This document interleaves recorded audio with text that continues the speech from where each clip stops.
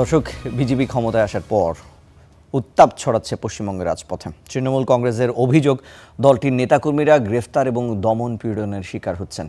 এরই প্রতিবাদে আজ বিক্ষোভের ডাক দিলেও সভা সমাবেশের জন্য পরিচিত কলকাতার রানী রাসমণি রোডে অনুমতি মেলেনি। এতে উত্তেজনা আরও বাড়ছে। এসব বিষয়ে জানবো আমাদের সহকর্মী সুজিত দুয়ারি আমাদের সঙ্গে সরাসরি যুক্ত আছেন। সুজিত, আপনার কাছে জানতে চাই, কলকাতার এই যে আজকে অনুমতি পেল না, না পাওয়া নিয়ে নিশ্চয়ই উত্তাপ আরও বেশি ছড়াচ্ছে। সেক্ষেত্রে আসলে এই রাজনৈতিক প্রেক্ষাপট কোন দিকে যাচ্ছে?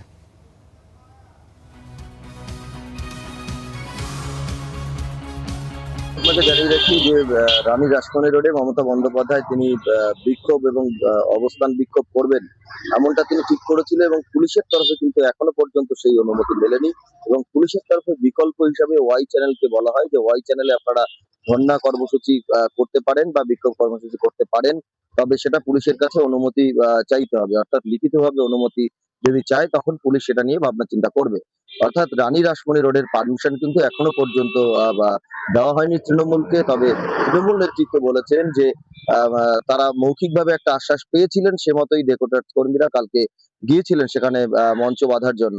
তবে তাদেরকে পুলিশ সরিয়ে দিয়েছে। অর্থাৎ পুলিশের একেবারে অনুমতিপত্র না থাকার জন্য তাদেরকে কিন্তু মঞ্চ বাঁধতে দেওয়া হয়নি। সেখানে দাঁড়িয়ে মমতা বন্দ্যোপাধ্যায়ের যে কর্মসূচি, সেই কর্মসূচি কিভাবে হবে সেটাই এখন দেখার। তবে ওয়াই চ্যানেলের দিকে যদি তারা যায় সেক্ষেত্রে কিন্তু পুলিশের অনুমতি লাগবে।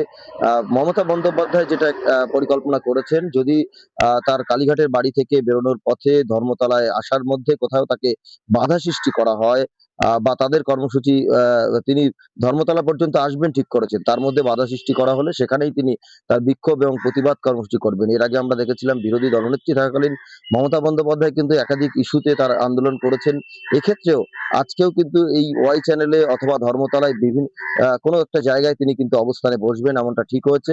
তবে এখনো পর্যন্ত পুলিশের অনুমতি মেলেনি। সেক্ষেত্রে দাঁড়িয়ে এটা নিয়ে একটা বিশৃঙ্খল পরিস্থিতি তৈরি হওয়ার কিন্তু সম্ভাবনা রয়েছে। অন্যদিকে আপনাকে জানিয়ে রাখি যে তৃণমূলের বিধায়ক যারা হয়েছেন তারা কিন্তু সবাই এই কর্মসূচি থাকতে পারছেন না, কারণ তৃণমূলের মধ্যে কিন্তু একটা দূরত্ব তৈরি হয়েছে, নিজেদের মধ্যেই গোষ্ঠী কোন্দল তৈরি হচ্ছে। যে কারণে আমরা দেখেছি যে এর আগেও বিধানসভাতে সই জাল সংক্রান্ত একটা বিষয় কিন্তু সামনে এসেছে, যে বিষয়ে সিআইডি ইতিমধ্যেই তদন্তে নেমেছে। সুজিত দুয়ারি, আপনাকে ধন্যবাদ।